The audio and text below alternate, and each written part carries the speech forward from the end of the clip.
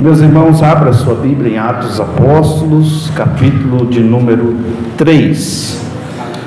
Nós estamos estudando o livro de Atos dos Apóstolos e hoje nós estamos na terceira semana e nós vamos estudar hoje o capítulo de número 3.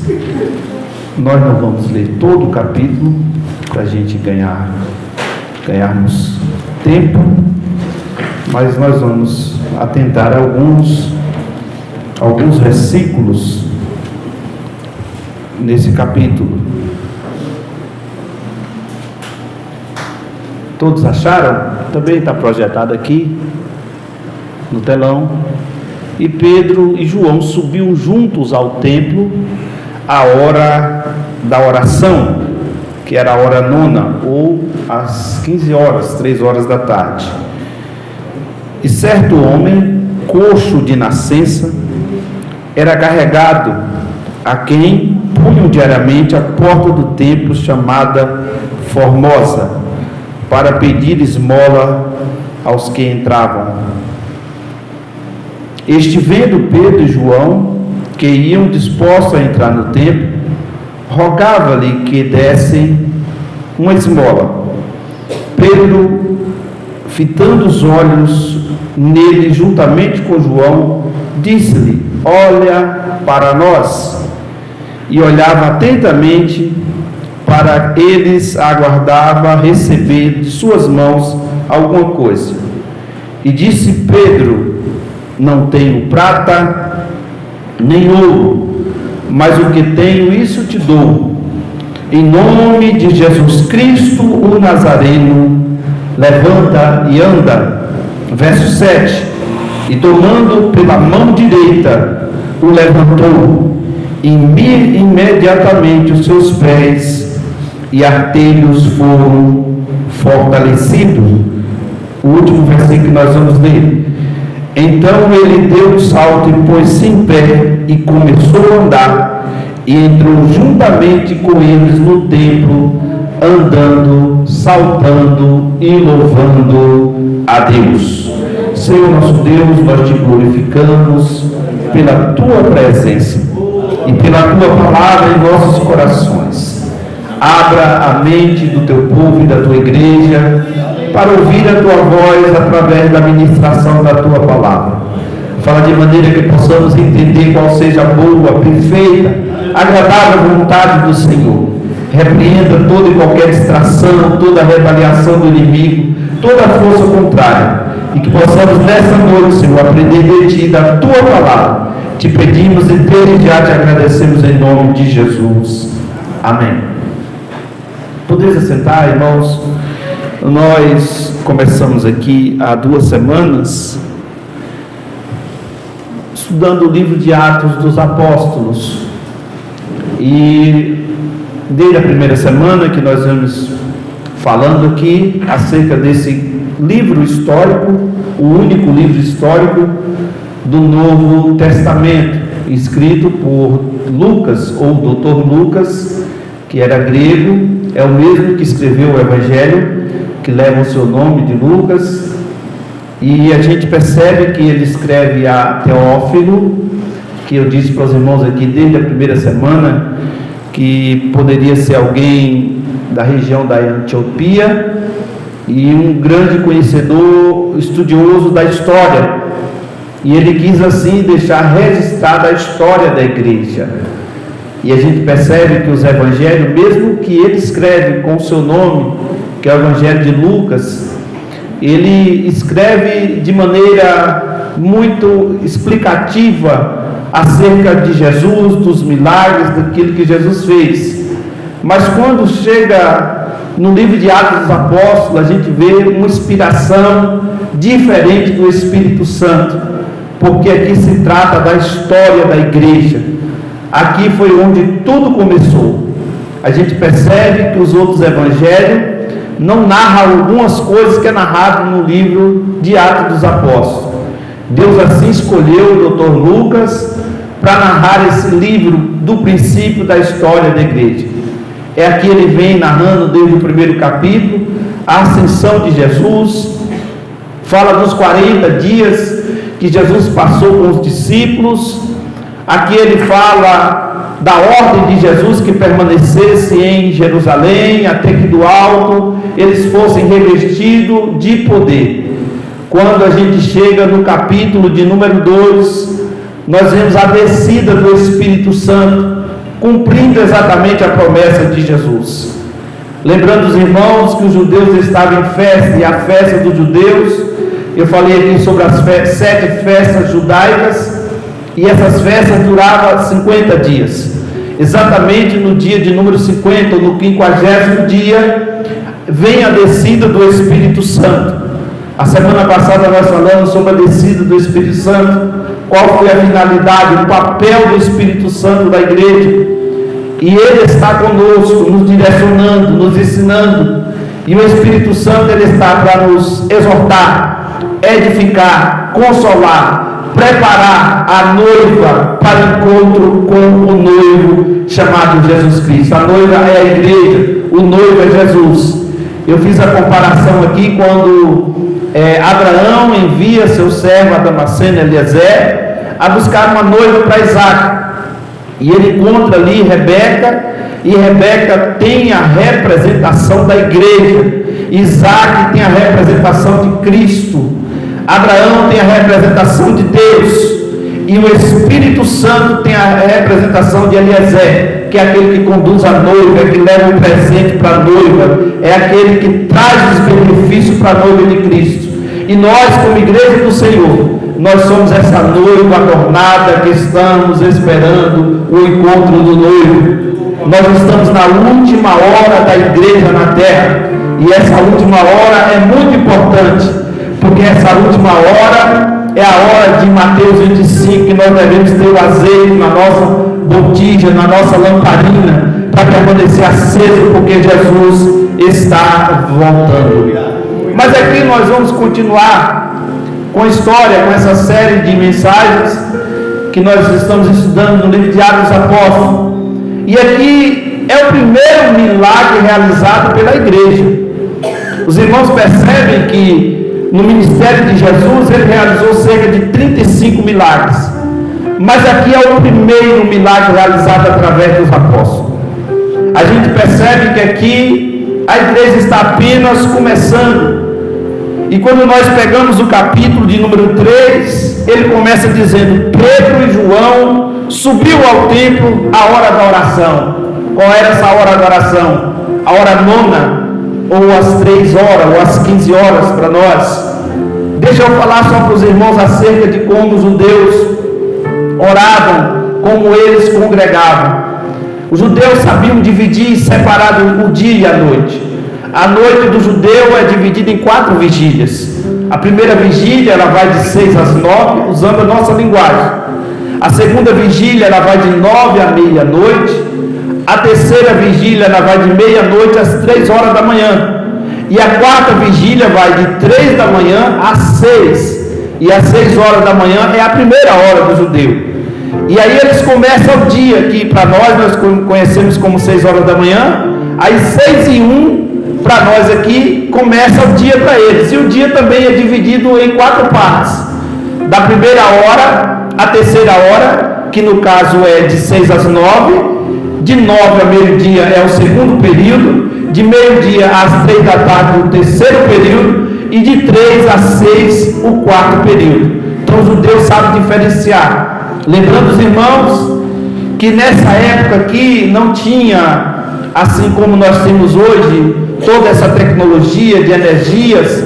Então eles não congregavam durante a noite. Então tudo que eles faziam é durante o dia. Então por isso que os irmãos veem a hora nona, a hora da oração. Mas os irmãos percebem que 9 horas também era a hora da oração, meio-dia era a hora da oração, 3 horas da tarde era a hora de orar. O último culto deles era de 3 às 6.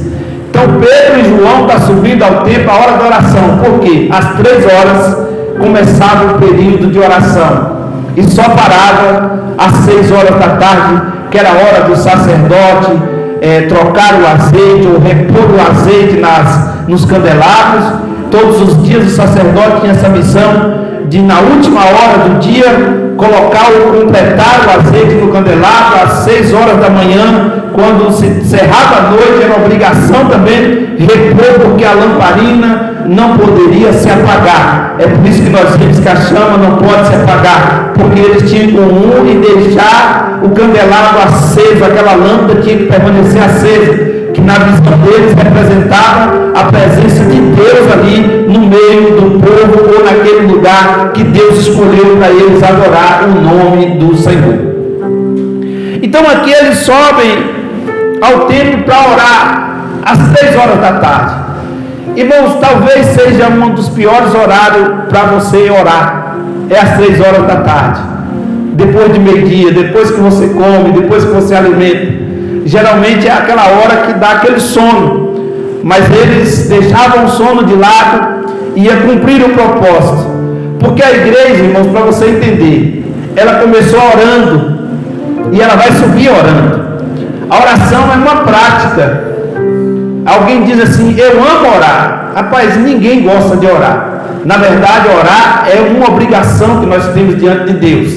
Quem é que gosta de ficar 2, 3 horas de joelho no chão? Não é a questão de gostar, é a necessidade que temos de orar, de buscar ao Senhor.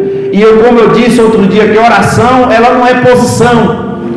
Oração é comunicação, é diálogo, é uma comunicação entre você e Deus, é um monólogo. Porque tem pessoas que acham que oração é posição, e aí assim, se eu não dobrar o joelho, eu não posso orar. Você pode orar andando, caminhando, deitado, você pode orar trabalhando, você pode orar em todo o tempo, como a Bíblia diz. Agora tem aquele período, aquele momento, que é o momento da intimidade com Deus.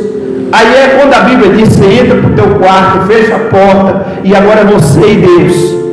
Aí você ora deitado, você ora de joelho, com a boca no pó, não importa da maneira como você vai orar, o importante é você ter o seu secreto e a sua comunicação com Deus.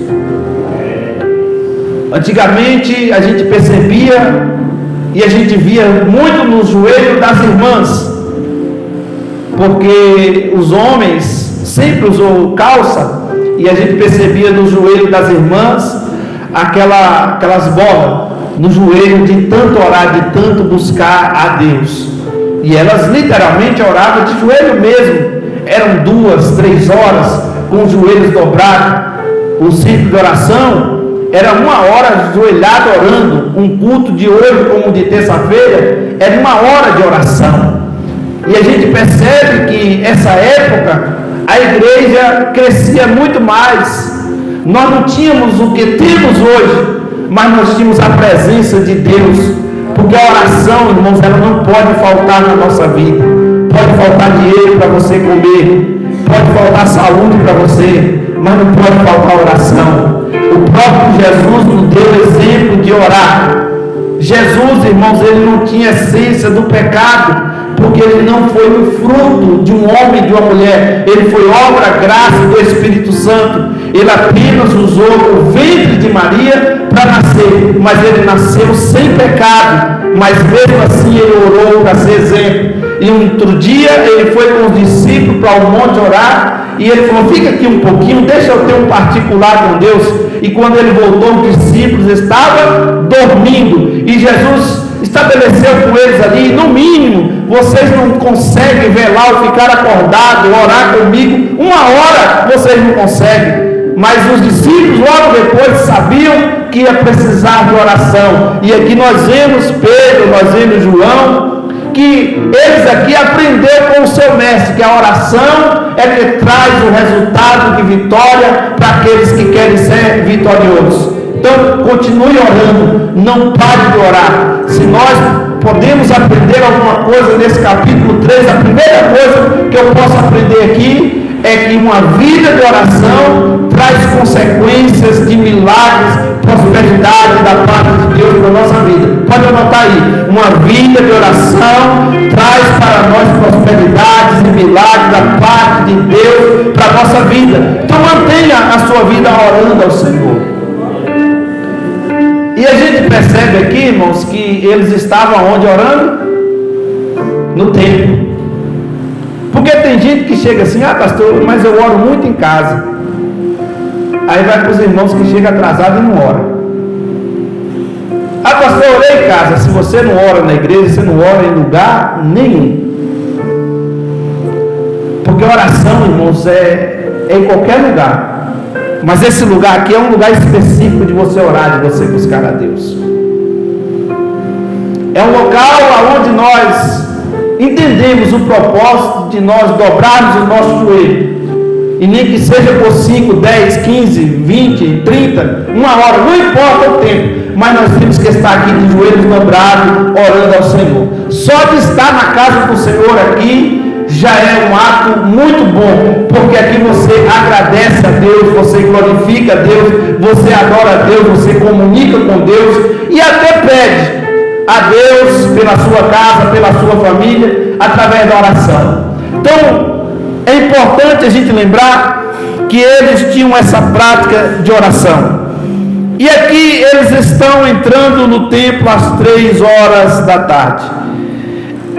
E me chama muita atenção o versículo 2, que diz assim: e um certo homem, que era coxo de nascença.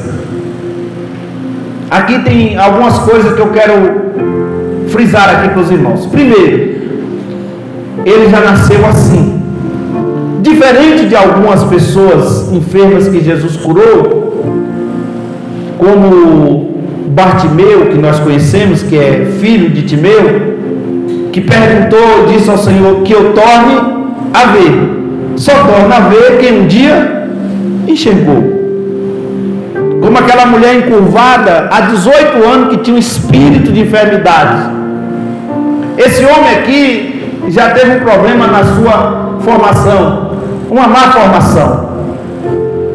E ele tinha seus pés atrofiados, coxo. Já nasceu assim. E presta atenção que dentro de uma cultura, que toda pessoa que nascia com qualquer tipo de deficiência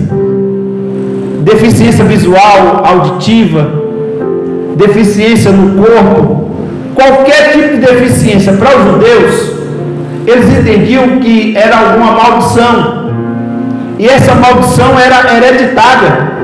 E o que era para eles uma maldição hereditária, que passava de pai para filho, entendendo que o texto que diz que Deus cobrava até a 4ª geração, então eles achavam assim: deve ter sido o pai, ou filho, ou neto, ou bisneto que fez alguma coisa errada para que essa criança nascesse dessa forma. E eu dou exemplo. Lembra que Jesus encontra os cegos? E aí o discípulo pergunta: quem foi que pecou? Foi esse ou os pais para que ele nascesse cego? Jesus responde para ele: nenhum, nem outro. Isso aconteceu para que o nome do Senhor fosse glorificado na vida dele. Então Jesus aqui quebra esse princípio de maldição. Hoje, com os estudos que nós temos através da ciência, nós sabemos que as malformações não tem nada a ver com maldição. Isso aí é a formação genética, o problema dos cromossomos, que às vezes são iguais, e às vezes pessoas que têm um grau parentesco, o sangue muito próximo, e aí causa algum tipo de deficiência naquela criança. Então não tem nada a ver com maldição. Então esse homem aqui não tem nada a ver com maldição. A Bíblia diz que ele já nasceu assim. Agora vocês imaginam que ele tinha aproximadamente 40 anos e já nasce com um problema. E pela cultura, eles entendiam: esse homem é amaldiçoado. Outra coisa para eles, ele não podia constituir família. Sabe por quê? Porque eles entendiam: se ele é assim, se ele for constituir família, pode ser que os filhos também nasçam assim. Então ele é proibido de casar. Nenhuma mulher casaria com uma pessoa deficiente. Sabe outro problema muito sério? Pela lei, ele não poderia entrar em templos religiosos. Ele não podia cultuar. O local mais próximo que ele poderia ficar era a porta do templo, ou à beira da estrada. É por isso que os irmãos veem essas pessoas sempre à beira de estrada pedindo esmola. Lembra que quando Jesus estava em Cafarnaum, no capítulo de número 2 do Evangelho de Marcos, e vai passando 4 homens e percebe que tinha um paralítico à beira da estrada, fazendo o quê? Pedindo esmola.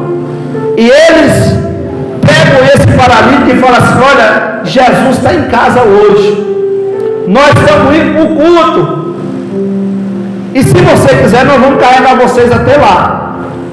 E eles arrumam uma cama, uma maca, era uma espécie de um pano muito grosso, era colocado 2 paus, um de um lado, um do outro, e pegava um de um lado, outro do outro, um atrás, e aí levava esse homem, e eles foram carregando. Chegou no culto atrasado, chegou lá, a igreja estava assim, lotada de gente, para tudo quanto é lado, não tinha espaço nenhum para entrar com aquele homem.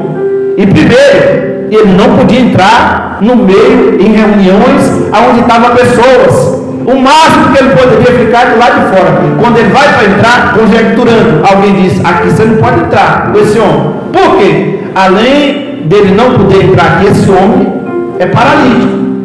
Aí eles dão um jeito, eles arrumam a escada, arrumam a corda. Olha a dificuldade.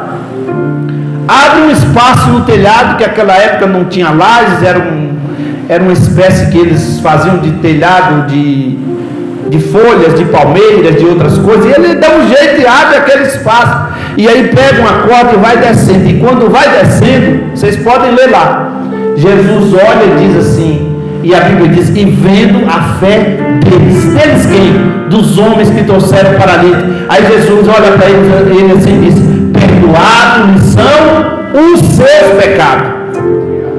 Porque aquela enfermidade daquele homem pode ser cometida por um pecado que ele cometeu, mas ele não nasceu paralítico, ele foi acometido de uma paralisia. E Jesus olhou e alguém disse: quem é ele para perdoar pecado? Ele disse: para você entender que o Filho do Homem tem poder de perdoar pecado, ele disse ao paralítico: levanta e anda. E aquele mesmo instante aquele homem se levanta. Então os irmãos entendem que havia uma proibição. Na cabeça dessas pessoas, eles já se sentiam o quê? Rejeitadas, humilhadas, desprezadas. O máximo que eles poderiam chegar mais próximo de um templo religioso era a porta do templo. E por incrível que pareça, irmãos, essa porta aqui é a porta chamada Formosa. Essa porta era toda banhada de bronze, ela era banhada de prata, de ouro, e os historiadores dizem que ela tinha aproximadamente 25 metros de altura, e ela se abria para o oriente, e o reflexo da porta Formosa, irmãos, refletia, porque esse local do templo aqui era no monte, e até hoje, se você chegar em Israel, você vai ver que é no monte, e aquilo ali, quem estava de longe viu o brilho daquela porta. Só que a porta formosa, pomposa, de todos os aspectos que os irmãos imaginam, não trouxe para aquele homem nenhuma restauração. Ele estava ali num local bonito, num aspecto bonito, mas nada disso resolveu o seu problema. Quantas pessoas que entravam ali todos os dias, e a Bíblia diz que ele era colocado ali todos os dias, era de domingo a domingo, era colocado aquele homem ali para quê? Pedir esmola. Na verdade, a função daquele homem era financeira.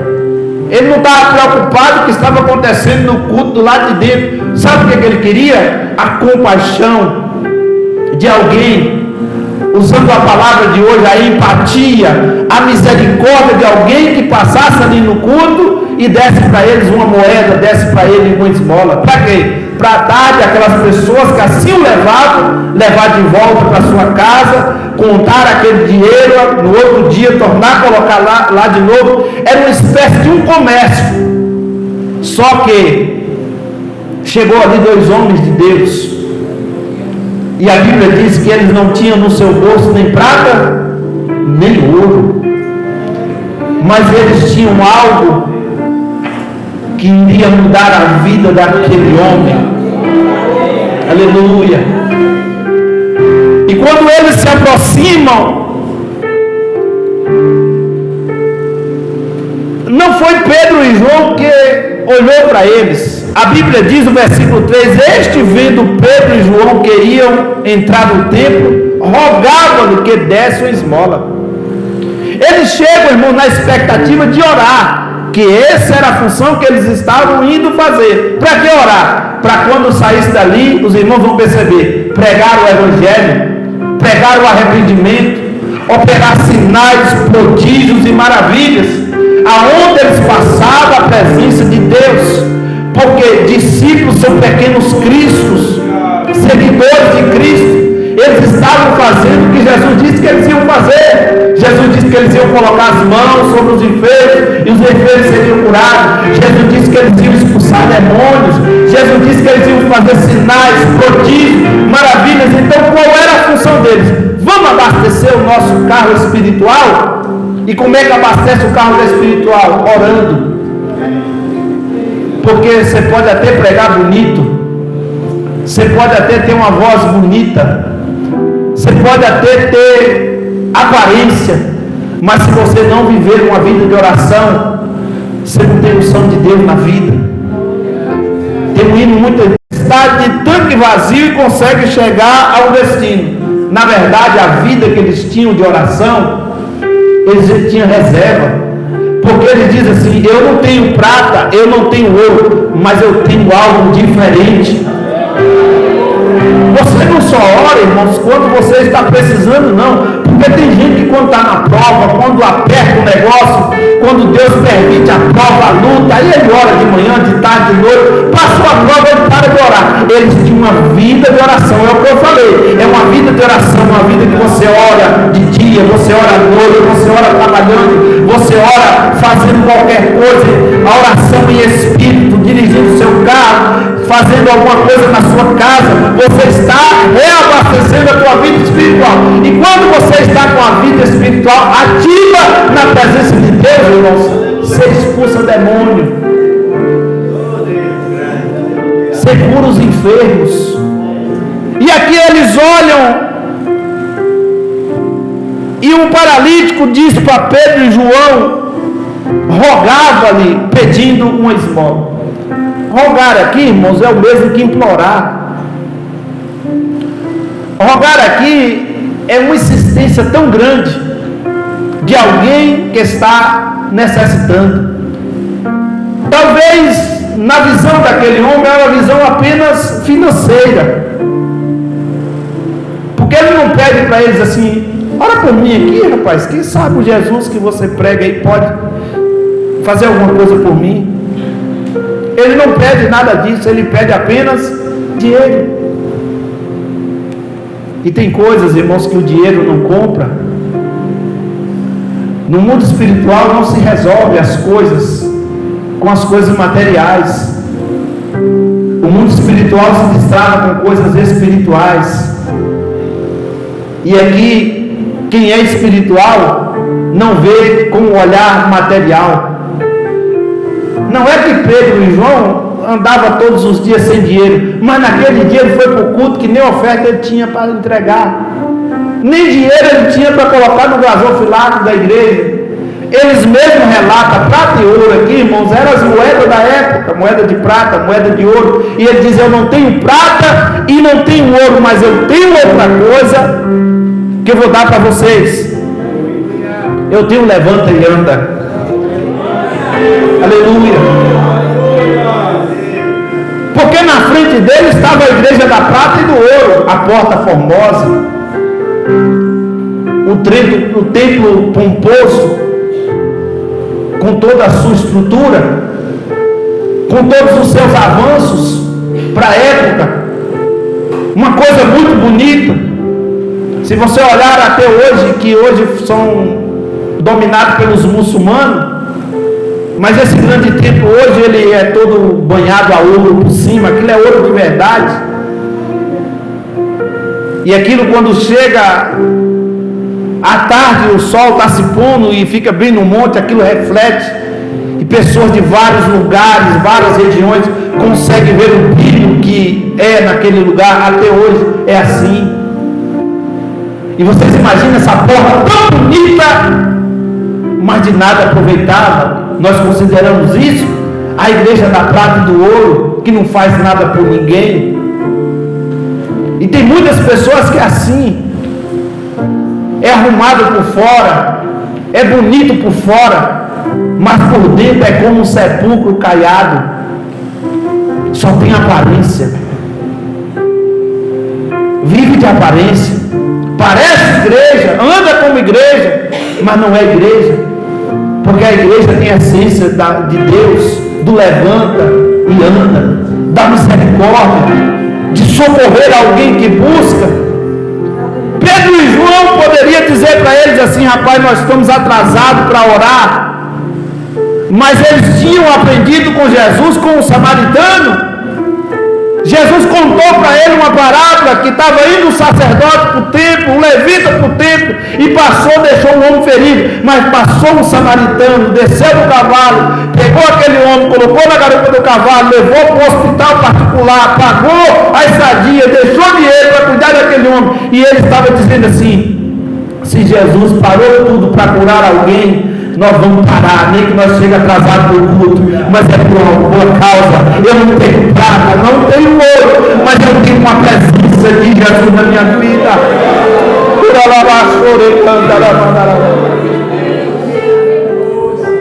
Deixa eu te dar um conselho nesta noite.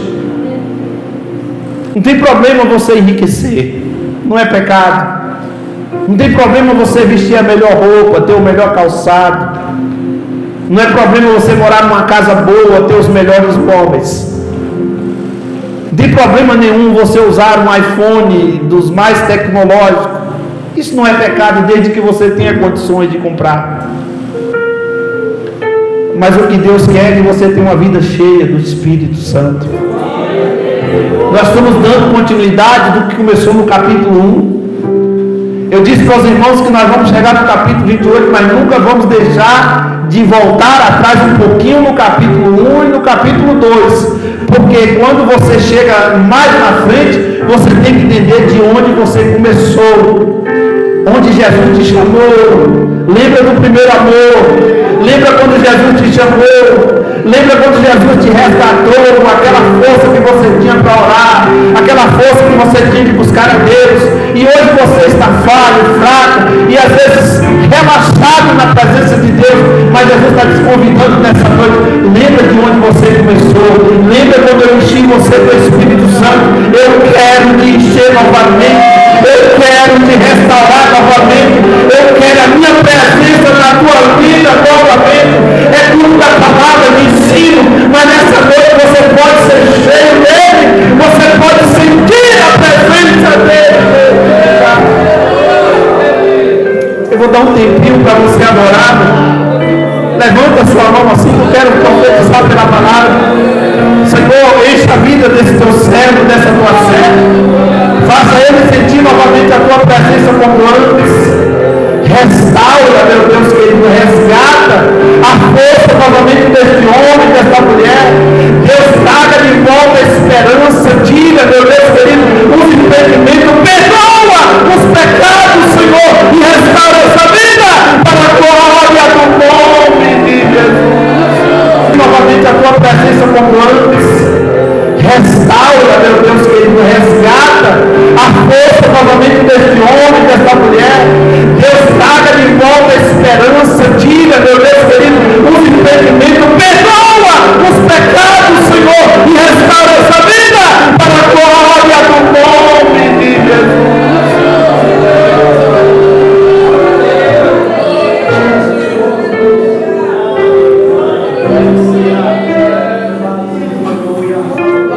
Aqui nós vemos a diferença da igreja da prata e do ouro. Mas a gente agora vamos entrar para dentro da igreja. Entenda uma coisa aqui, irmãos, que quando Pedro diz assim, olha para nós, ele está chamando a atenção daquele homem. Ele está dizendo assim, aqui está a igreja, aqui está uma autoridade espiritual, aqui está alguém que pode lhe ajudar. Alguém está aqui para estender as mãos para você. Porque tem milagres, irmãos, que você ora e diz em nome de Jesus, levanta e anda, e acontece. Agora tem milagre que vai depender de você estender as mãos para alguém. E a Bíblia diz aqui: olhe para nós. E ele olhava atentamente, aguardando receber o esmola. O homem estava desligado, irmãos. Aquele homem não estava entendendo nada do que estava acontecendo, porque ele estava apenas esperando que ele estendesse as mãos e desse uma esmola. E pela cultura, irmãos, ele não dava esmola com a mão esquerda. Você pode olhar que dentro da cultura judaica era com a mão direita. Até hoje os pais mais velhos, quando o menino vai dar a bênção e vem com a mão esquerda, não, menino, é com a mão direita. Isso é coisa da antiguidade, mas é bíblico também. Estendendo a mão direita. Você vai ver, irmãos, que ele não estende a mão esquerda, estende a mão direita. Era algo profético. E aqui a gente percebe que, atenção, ele levantou e andou? Não. Você pode ler aqui: em nome de Jesus, levanta e anda. Aí quando chega o versículo 7 diz assim: e tomando pela mão direita, o levantou. E imediatamente os seus pés e tornozelos foram fortalecidos.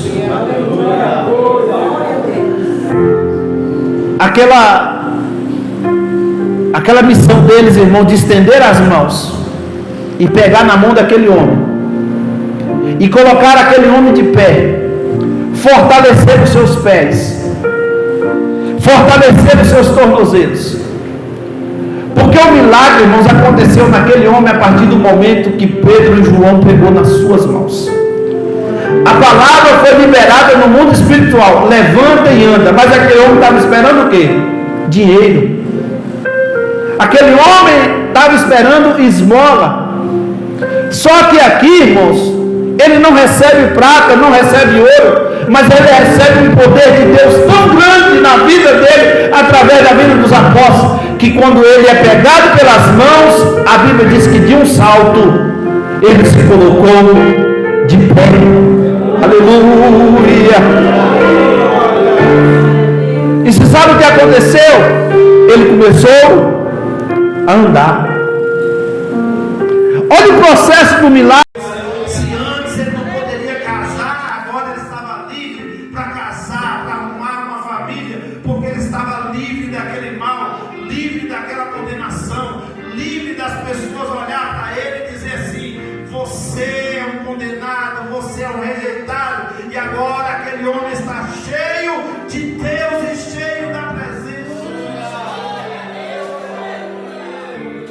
E a Bíblia diz que ele entra juntamente com Pedro e João dentro do templo. Irmão, o culto naquele dia parou. Aleluia. Porque a Bíblia diz que quando ele entra saltando, louvando a Deus, o versículo 9 diz assim: todo o povo, ao vê-lo andar, louvava a Deus. Sabe por quê? Os crentes daquela igreja conheciam aquele homem. Todo mundo passava ali todos os dias. Quem sabe alguém nem olhava para ele. Quem sabe alguém jogava uma moedinha e nem encostava perto dele. Mas naquele dia teve que ver o milagre de Deus na vida dele. Naquele dia teve que ver um projeto de Deus nascendo na vida daquele homem. Porque Deus é assim, irmãos. Ele pega os improváveis, os inquestionáveis. Deus pega aquelas coisas que não são para confundir as que acham que são. Deus pega as coisas fracas para confundir as fortes. Deus pega os rejeitados, os humilhados e coloca ele dentro da presença, andando no meio do povo, saltando, glorificando e todo mundo vendo e dizendo: é Deus na vida dele, é Deus na vida dela. Quem era você antes de estar na presença de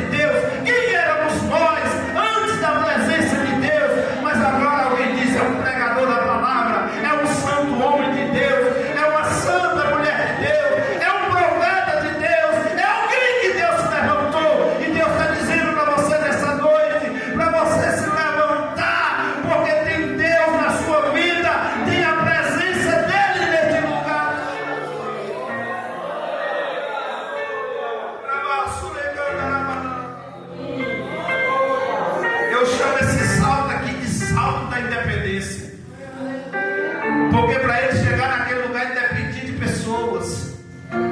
Para ele voltar para casa ele dependia de pessoas. Mas agora ele tem independência, porque agora ele sabe andar. Aquele homem não era cego, não era surdo, nem mudo. O problema dele era uma deficiência dos pés. Mas Deus entrou naqueles nervos e colocou no lugar novamente. Deus fortaleceu as pernas dele. Aquele homem que nunca tinha andado, irmão, se você pega uma criança para ela aprender a andar, dá trabalho. E aquele homem que nunca tinha andado já começa a andar. Sabe o que é isso? Porque quando Deus chega na vida de alguém, o que você não sabia fazer, Ele faz você fazer. O que alguém achava que você não tinha capacidade, Ele te capacita a você andar aonde que ninguém andava, aí aonde que ninguém ia. E aquele homem vai andando, saltando. E além de andar, irmão, ninguém aprende a andar de um dia para a noite. Ele salta, ele pula, ele adora, ele glorifica. E a Bíblia diz que toda a igreja glorificou o nome do Senhor.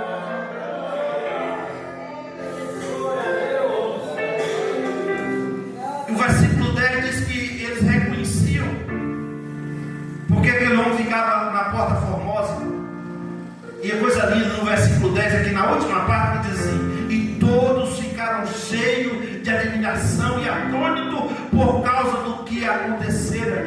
E aquele homem não se separava de Pedro e João. Aleluia. Irmão, nasceu um obreiro aqui. Nasceu um homem de Deus. Porque a Bíblia diz que aonde Pedro e João estavam, esse homem estava junto, atrás. Aonde meu pastor foi, eu vou.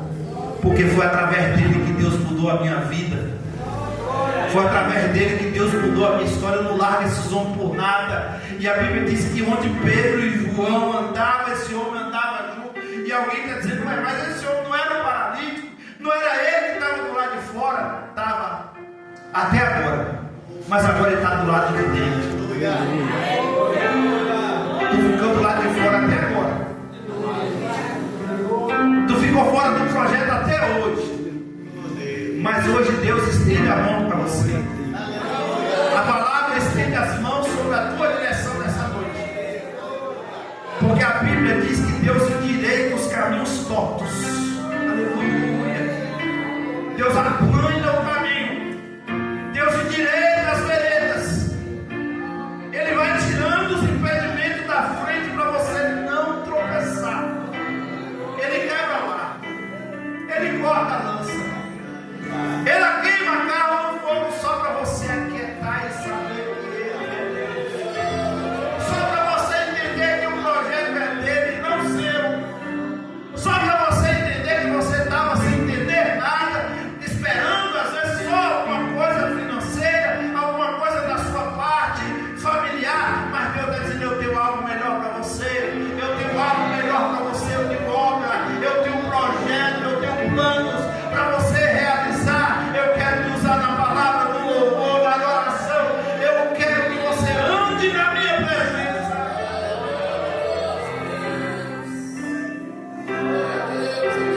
Deixa eu caminhar para encerrar aqui, porque o capítulo 3 ele termina com uma pregação. Porque as pessoas olharam para Pedro e João e falaram: esses homens têm algo diferente. Porque até então, irmão, eles não tinham visto homens realizar milagre. E esse foi o primeiro. E percebe que nesse dia a igreja estava cheia. Muita gente. Irmão, quem não estava chegou, mesmo atrasado. Mas depois que viu aquele movimento, encheu de gente. E Pedro começa a pregar, porque as pessoas começaram a querer adorar Pedro, achando que Pedro era um Deus. E Pedro diz: esse homem que fez na vida dele foi o mesmo que vocês crucificaram, é o mesmo que vocês rejeitaram, é o mesmo que morreu, mas ao terceiro dia ele ressuscitou. E ele está vivo. Agora há pouco ele levantou esse homem que estava paralítico. Não fui eu, não foi João. A glória não é minha, a glória é dele, o poder é dele, a unção é dele. Deus havia anunciado através dos profetas. Deus falou através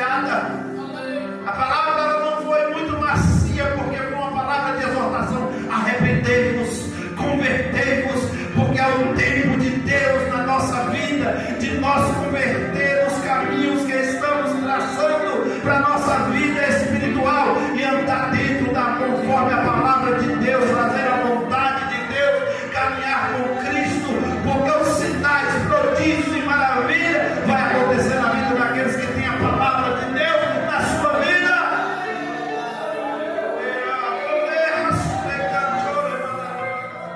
Se coloca de pé adorando o Senhor.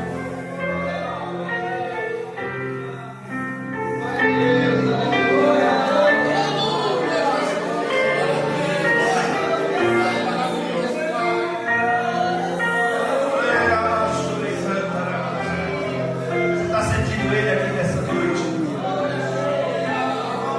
É o culto da palavra, mas você pode adorar. Você pode se encher da presença dEle. Você que há muito tempo não fala em mim, você está renovado nessa noite, é uma presença aqui nesse lugar.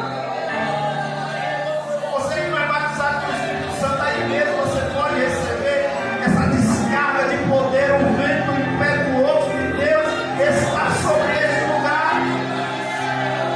Deixa as línguas fluírem de dentro de você. Deixa o rio de água viva, que são as suas lágrimas, correr dentro do teu ser. Não tem problema chorar na presença de Deus. Não tem problema se alegrar na presença de Deus. Isso não é feio, não. Você estando na presença de Deus não tem problema, não. Deixa borrar a maquiagem. Deixa acontecer o que acontecer. Mas sinta Ele nessa noite. Não saia daqui do mesmo jeito. Aquele homem chegou paralisado, mas saiu dali andando, saltando, glorificando. Quem sabe você chegou aqui arrastado. Quem sabe você chegou aqui sem força, sem vida, sem expressão. Às vezes dizendo, eu só vou lá porque eu não quero perder o culto, eu não quero que alguém note a minha ausência. Mas você chegou aqui arrastado, arrastada. Mas diz o Deus da palavra para a tua vida nesta noite: eu fortaleço os teus pés, eu fortaleço os teus ossos, eu fortaleço a tua mente, eu fortaleço a tua vida e te encho da minha presença, te encho da minha presença. Se você quer receber a presença do Espírito Santo de Deus,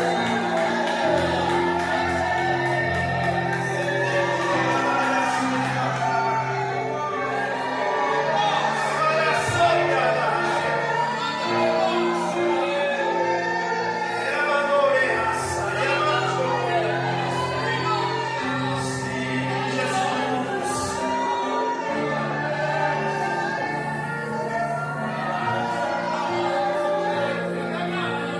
talvez você não tenha o que você precisa,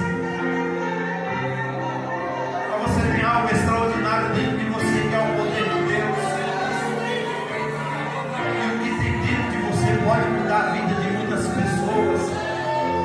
Ei, meu irmão, o que tem em você pode mudar a história da sua casa. O que tem em você pode mudar a história da sua família. O que tem em você pode mudar a história deste lugar, porque você tem a presença de Deus, você tem o poder de Deus sobre a tua vida, você tem a unção do Espírito Santo, e essa unção te capacita, essa unção te traz autoridade, essa unção te traz poder.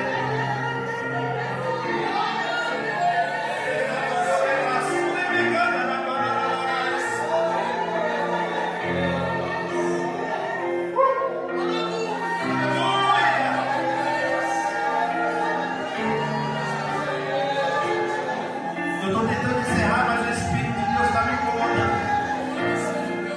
Porque tem vidas aqui que precisam de encher da presença do Senhor. Eu espírito a mão direita da palavra para você e digo: levanta, anda, levanta, anda, saia desse comodismo, saia dessa incerteza, saia dessa depressão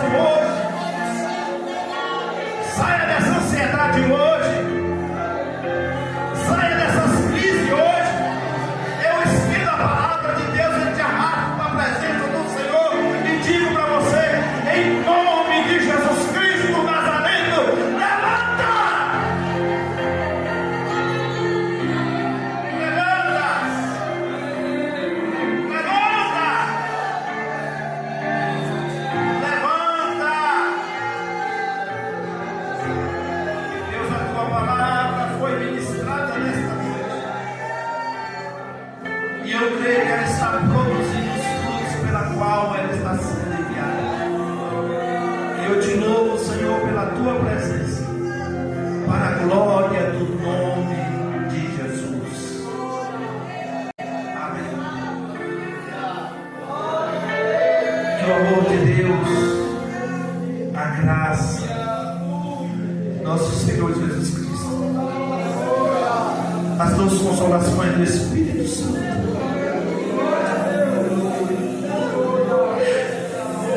esteja com a igreja do Senhor.